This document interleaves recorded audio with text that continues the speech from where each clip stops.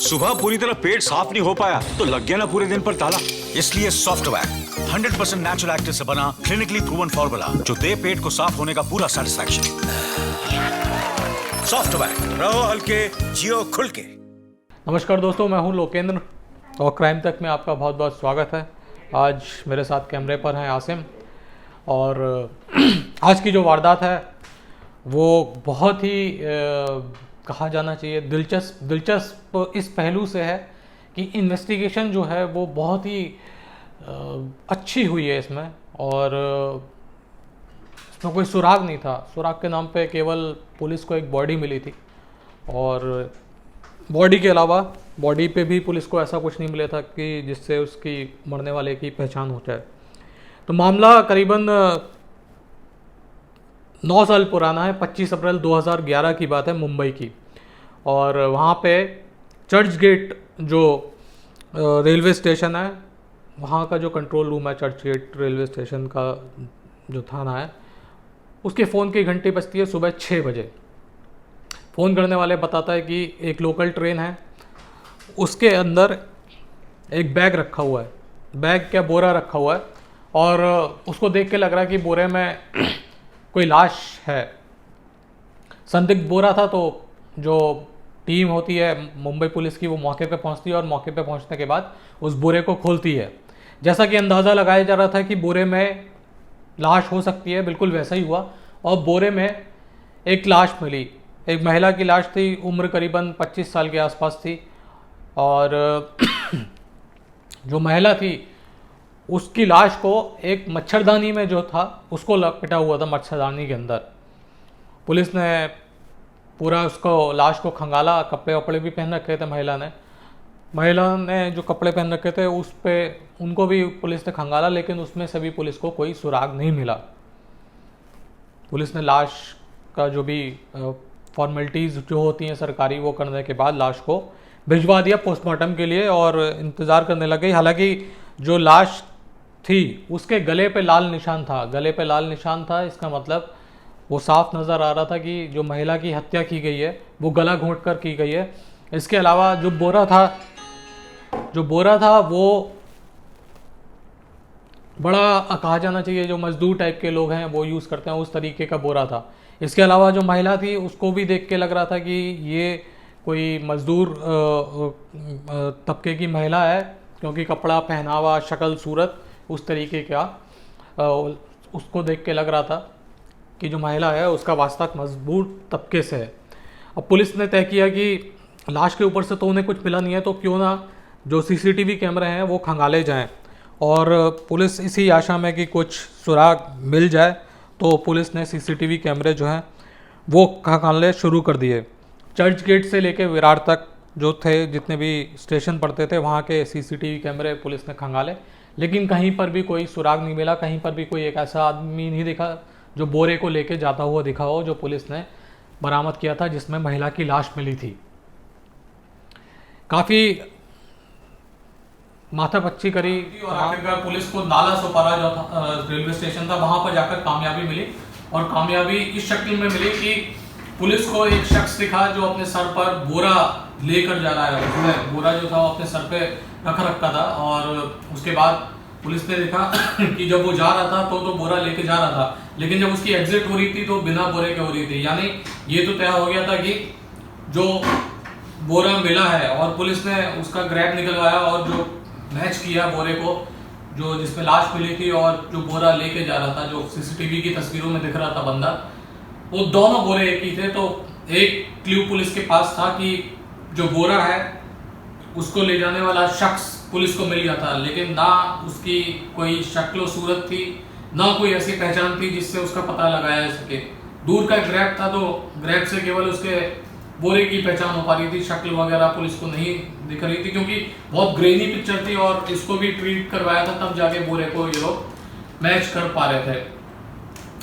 Police ने अब किसी दूसरे सुराग की तलाश में माथापच्ची करनी शुरू करी तो पुलिस को एकदम ध्यान आया कि जो मच्छरदानी थी जिसमें महिला की लाश को लपेटा गया था, शायद उसको कुछ खंगाला जाए, तो उसको खंगालने के बाद शायद कोई सुराग मिल जाए।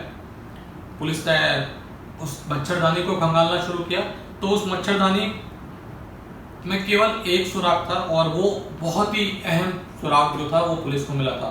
उस मच्छरदानी पे लिखा हुआ था मेड इन बांग्लादेश, यानी मकतूल यानी मरने वाली महिला या फिर मारने वाला जो शख्स था उसकी पहचान उसका वास्ता कहीं ना कहीं बांग्लादेश से था।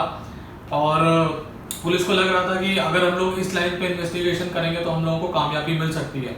दूसरी बात ये थी क्योंकि नाला सुपारा से जो लाश थी वो चढ़ाई गई थी, तो पुलिस को लग रहा था कि हो ना हो जो लाश का वास्ता है वो नाला सुपारा से हो सकता है और जो कातिल है वो भी नाला सुपारा से हो सकता है। बस इसी बात को ध्यान में रखते हुए पुलिस ने नाला सुपारा के आसपास जितनी भी बस्तियां थी जहां पे बांग्लादेशी लोग रहते थे इलीगली, उनको खंगालना शुरू किया। और पुलिस ने, क्योंकि पुलिस के पास जो लाश मिली थी उसकी फोटोग्राफ थी, तो पुलिस ने तमाम अपने जो टीम्स थी वो आइडेंटिफाई करने में लगाई कि कैसे भी इस महिला की जो आइडेंटिटी है वो एक बार तय हो जाएगी तो मामला सुलझने में शायद काफी मदद मिलेगी। और जैसा मैं हमेशा बोलता हूँ कि एक बार आइडेंटिफाई हो जाती है कोई लाश तो समझ लीजिए कि आधा केस जो है वो सुलझ चुका है। तो पुलिस की कोशिश यही थी कि कैसे इस महिला की लाश की पहचान हो जाए। तो पुलिस नाला सुपारा की जितनी भी बांग्लादेशी बस्तियां थी उसमें ये फोटोग्राफ लेकर घूमती रही और काफी मशक्कत के बाद, काफी मेहनत के बाद, काफी घूमने फिरने के बाद पुलिस को आखिरकार एक शख्स मिल ही गया जिसने इस महिला की पहचान कर ली। और इस महिला की पहचान बतौर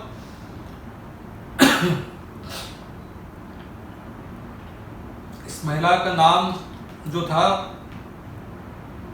वो लाइजा था।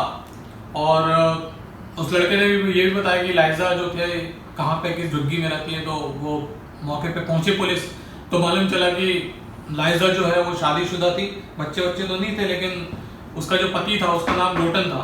तो बताया जा रहा है कि ये जो पति है ये करीबन 25 अप्रैल से, जिस दिन लाइजा की लाश मिली थी उसी दिन से ये गायब है। तो सीधा शक पुलिस का जा रहा था लोटन के ऊपर, क्योंकि एक तो जिस दिन से लाश मिली है यानी 25 अप्रैल से वो बंदा गायब है। और अगर वो सही होता, वो अपना उसका कुछ कत्ल से कोई वास्ता नहीं होता, तो जाहिर सी बात है वो सीधा पुलिस के पास जाता और अपनी बीवी की गुमशुदगी की जो रिपोर्ट है वो दर्ज करवाता। लेकिन ऐसा नहीं था। थोड़ी बहुत पूछताछ करी तो मालूम चला कि ये जो लाइजा का पति है लोटन, ये भाग गया है कोलकाता। पुलिस ने वहीं से उसकी कैसे भी तस्वीर जो थी लोटन की वो जुगाड़ करी। और इसके अलावा उसका जो मोबाइल नंबर था वो भी पुलिस ने ले लिया। लेकिन पुलिस ने जब मोबाइल नंबर को ट्राई करना शुरू किया तो वो जो मोबाइल नंबर था वो बंद आ रहा था। हालांकि उसकी जो लास्ट लोकेशन थी वो कोलकाता की आ रही थी।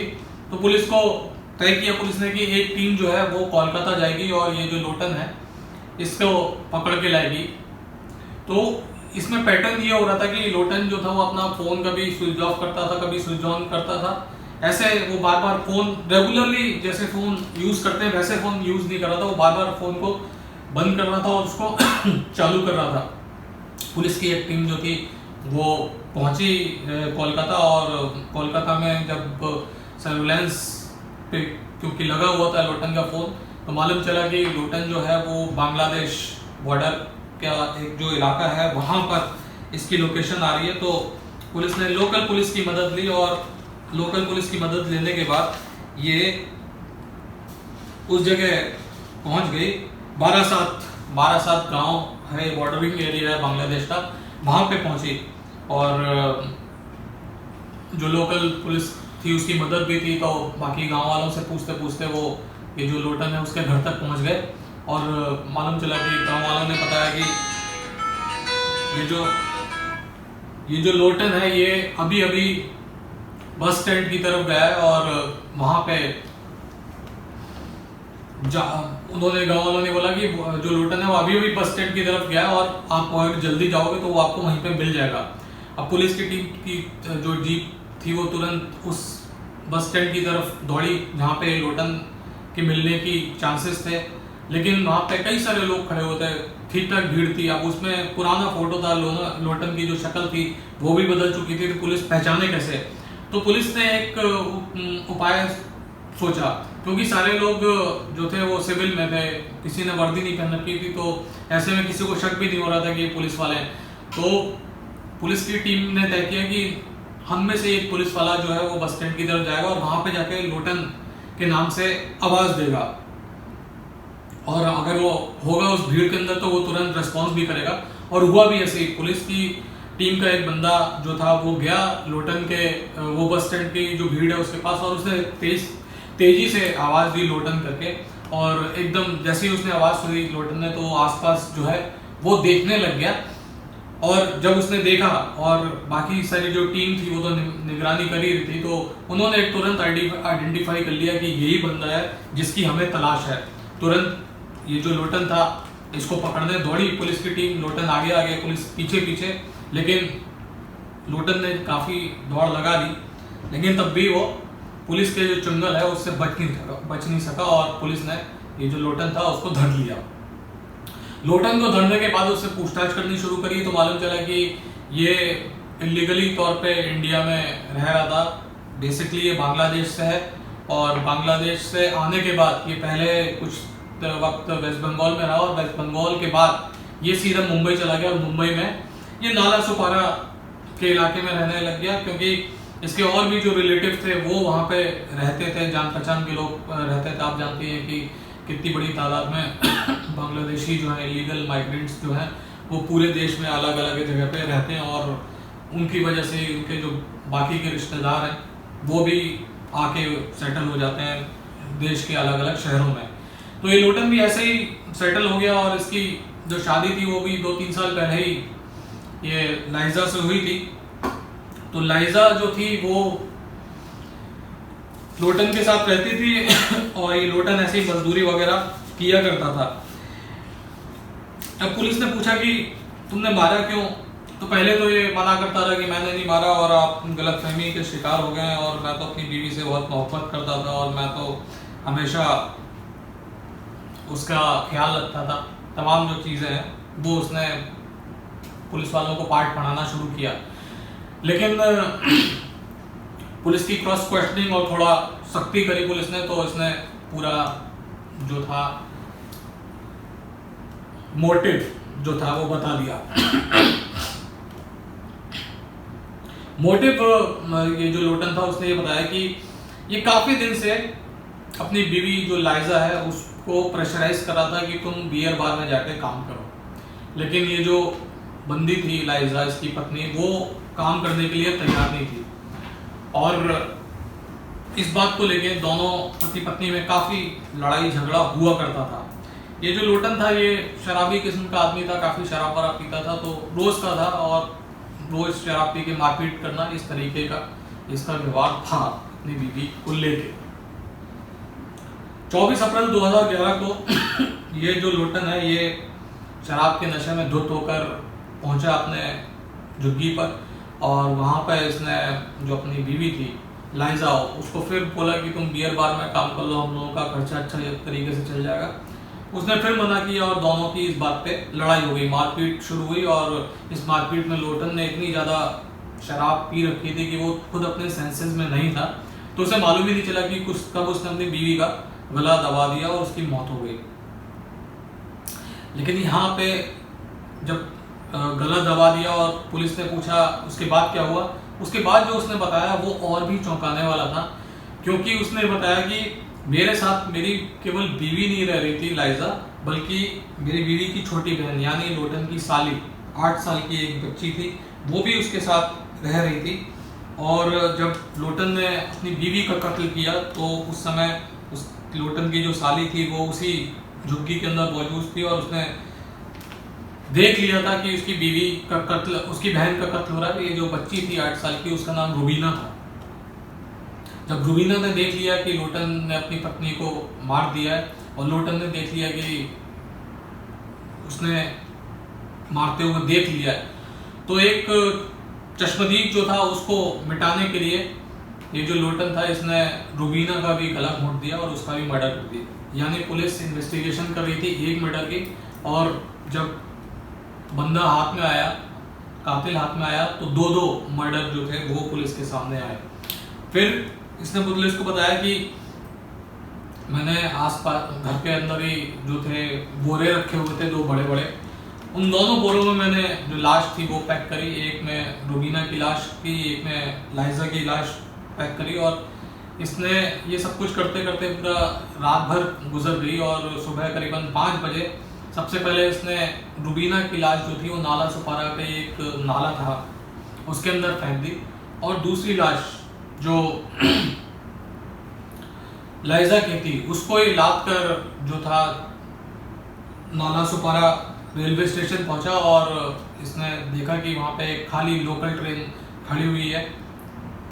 सुबह 5:30 बजे का वक्त था, तो उस टाइम पे पूरी तरीके से रफ्तार पे नहीं होती लोकल ट्रेनें, तो इसने एक जो लोकल ट्रेन वहाँ पे खड़ी थी उसमें उसको डंप किया जो बोरा था, और उसके बाद ये फिर वहाँ से निकल गया। वहाँ से पहुँच के घर पहुँचा, और घर पहुँचने के बाद इसने तुरंत अपना बोरिया बिस्तर समेटा, और 25 अप्रैल को ही ये वहाँ से मुंबई से रवाना होकर कोलकाता आ गया, और कोलकाता के बाद ये अपने जो बॉर्डरिंग इलाका था बारासात का वहाँ पर पहुँच गया। बड़ी चौंकाने वाली एक बात थी इसके लिए, लोटन के लिए, क्योंकि ये तो सोच रहा था कि पूरा जो मामला है वो कभी सुलझेगा नहीं, क्योंकि सुराग के नाम पे उसने ये जो उसकी पत्नी है लाइजा, उसके जिस्म पे कुछ छोड़ा नहीं था, पुलिस को कोई सुराग नहीं मिल रहा था, लेकिन केवल पुलिस को एक जो मच्छरदानी मिली थी जिसपे मेड इन बांग्लादेश लिखा हुआ था, उसने इस पूरे मामले को सुलझाया। और पुलिस की जो तफ्तीश है वो भी काबिल तारीफ है, बहुत अच्छी पुलिस ने तफ्तीश करी और मेहनत इतनी करी, और आखिरकार जो 2 कत्ल करके भागा हुआ अपराधी था उसको पुलिस ने गिरफ्तार कर लिया। तो आज के लिए इतना ही, फिर आपसे मुलाकात होगी, तब तक के लिए अपना ख्याल रखिएगा। जय हिंद, जय भारत।